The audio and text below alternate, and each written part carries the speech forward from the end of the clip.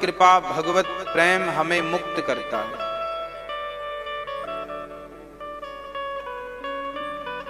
अच्छा एक बात बताएं, जहां बहुत ज्यादा सर्दी पड़ती है, अभी तो देखो बहुत ज्यादा तो नहीं है, पर आप हिमालय जाएं, जहां बर्फ की चादर बिछी है, पहाड़ों पर सब जगह बर्फ ही बर्फ है। जब आप कभी सर्दियों में, अत्यधिक सर्दी में जब आग के पास बैठते हैं तो आपको अच्छा लगता है? अच्छा, जितनी देर आप आग के पास बैठेंगे उतनी देर सर्दी का प्रभाव नहीं होगा। क्या ये बात सही है? हाँ या ना? सही है। आप जितनी देर आग के पास बैठेंगे उतनी देर कितनी भी सर्दी हो, माइनस टेम्परेचर हो, पर आग के सामने आप बैठे हैं तो आपको सर्दी का विशेष प्रभाव आप पर नहीं पड़ेगा, क्योंकि आग की गर्मी आपको प्राप्त हो रही है। और जैसे ही आप आग को छोड़कर बाहर गए तो सर्दी ने आपको जकड़ लिया तुरंत। ऐसा तो नहीं कि बाद में लगेगी, तुरंत। बस जितनी देर आप आग के सामने बैठे हैं उतनी देर ही कुशल हैं। आप बाहर निकलेंगे तो सर्दी पकड़ लेगी। उसी प्रकार जितनी देर आप भगवान की माया ने जकड़ा, हाँ, इसलिए माया से बचना है तो माधव की शरणागति ग्रहण कर लीजिएगा। एक क्षण के लिए, एक पल के लिए भगवान को मत विसारिएगा। हे नाथ, मैं आपको कभी भूलूं नहीं। और आप चिंता ना करिए, आज जो धन दौलत के धनपति लोग हैं, कल वो भी आप की तरह बिहारी जी की शरण में आएंगे जरूर, क्योंकि आज उन्हें ज्ञान नहीं है। आएगा, क्योंकि आखिरी तो यही है, जिसकी आंखें खुल गईं वो भगवत शरणागति की ओर बढ़ता है। जिस पर कृपा हो गई, भाई लोग घूम फिर के आते हैं, आप सीधे आ जाओ। एक किसान के पास एक कुत्ता था और एक खरगोश था, दोनों खेत ले गया।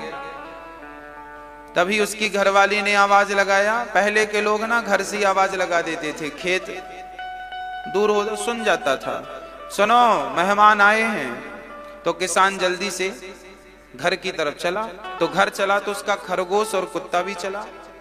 घर बहुत दूर नहीं था, बहुत सामने ही दिखता था, पास में था। खरगोश चल रहा था किसान के साथ बिल्कुल सीधा, पर कुत्ता जो था कभी चलता चलता 4 कदम किसान के संग चले, फिर बहुत दूर चला जाए इस तरफ, फिर वापस आए, फिर 4 कदम चले, फिर इस तरफ चला जाए। उसे कहीं कोई आवाज सुनाई पड़े ना भौं भौं की, तुरंत चला जाए, कौन है वो? यहां वहां यहां जाना था 100 मीटर, पर 100 मीटर तक पहुंचने के लिए उसने किलोमीटर खर्च कर दिया, कई किलोमीटर। 1 किलोमीटर यहां तक गया, फिर दौड़ के आया, फिर यहां तक गया। कुत्ता था, बड़ी तेज गया, आ गया। क्या हुआ? जब वो अपने घर पहुंचा तो उसके मेहमान ने देखा खरगोश तो बिल्कुल शांत खड़ा था, जबकि कुत्ता हाँफ रहा था। भाई दौड़ा ना कुत्ता, तो हाँफ रहा था। तो मेहमानों ने कहा, भाई साहब क्या खेत दूर था? बोले नहीं, खेत तो पास था। बोले खरगोश तो हाँफ नहीं रहा है, ये कुत्ता हाँफ रहा है। किसान ने कहा, भैया जब मैं आ रहा था तो ये खरगोश तो मेरी संग चल रहा था, इसलिए थका नहीं है, पर ये तो यहां वहां घूमता हुआ आया है तो थक गया।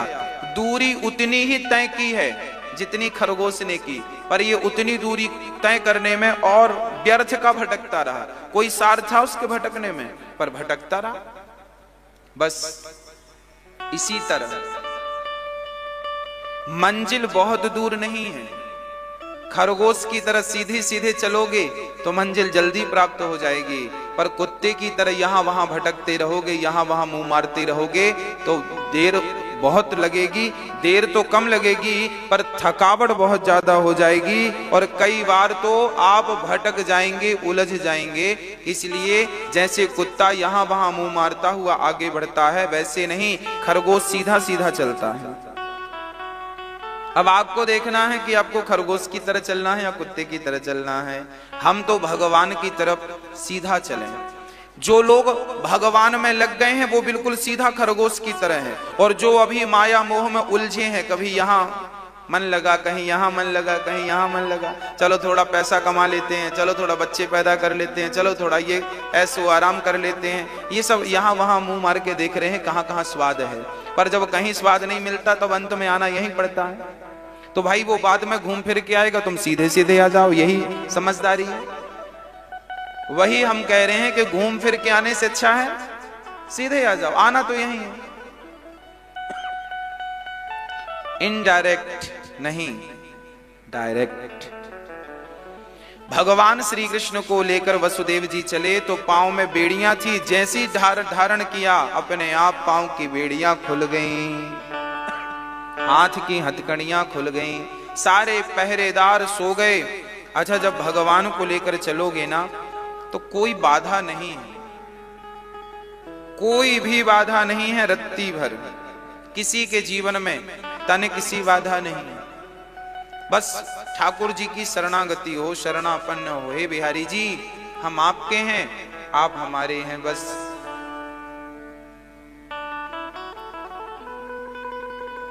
भरोसे भगवान की रहा करो। भगवान श्री कृष्ण को लेकर चले और सारे ब्रज में उत्सव चल रहा है। सारे ब्रजवासी बड़े आनंद से उत्सव कर रहे हैं। मैया बधाई हो, मैया बधाई हो। सारे ब्रजवासी एक दूसरे को बधाई दे रहे हैं, और इतनी बढ़िया बधाई, शंकर जी भी बधाई देने के लिए आ गए। सारे लोग बधाई पे बधाई, बधाई पे बधाई देते जा रहे हैं। सारे लोग उत्सव मनाते जा रहे हैं। शंकर जी आज सम्मिलित हो गए हैं। हम भी भगवान के चरणों में समर्पण कर दें कि हे नाथ, हम आपके हैं और आपको छोड़कर अब कहीं नहीं जाना चाहते। जब आप समर्पण कर देंगे तो जीवन में सारा सुख आपके ही पास होगा। पूरा परिवार ठाकुर जी के चरणों में सौंप दो। श्याम तेरे भरोसे, हाँ श्याम तेरे भरोसे मेरा परिवार है। श्याम तेरे भरोसे मेरा परिवार है। तू ही मेरे नाम का माझी, तू ही पतवार है। श्याम तेरे भरोसे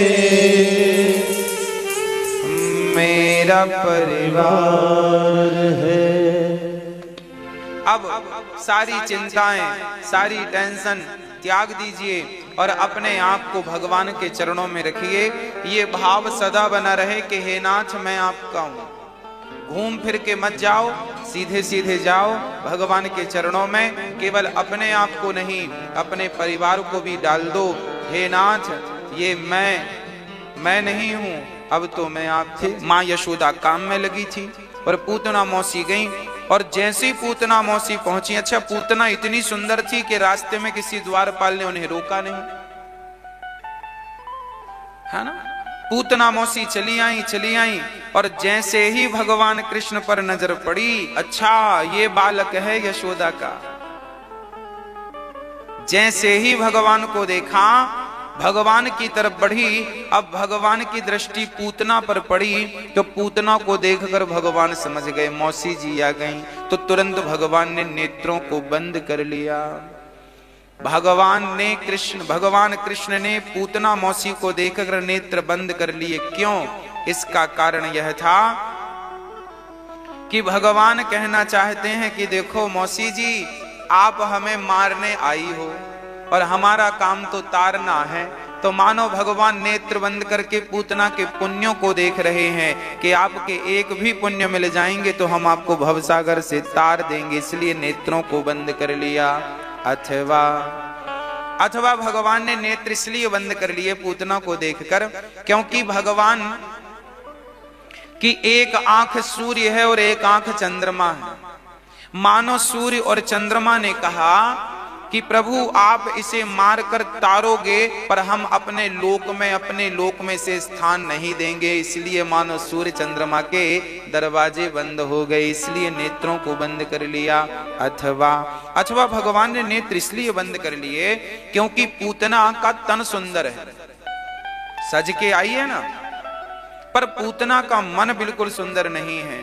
और भगवान ये मैसेज हमें और आपको देना चाहते हैं कि जिसका तन सुंदर है मन सुंदर नहीं है, ऐसों को मैं देखना भी पसंद नहीं करता, इसलिए नेत्रों को बंद कर लिया। भगवान ने मूंद लिए अपने नेत्रों को। भगवान को तन की चाहत ही नहीं है, भगवान को तो निर्मल मन चाहिए, शुद्ध मन। आपके पास होए तो दे दो,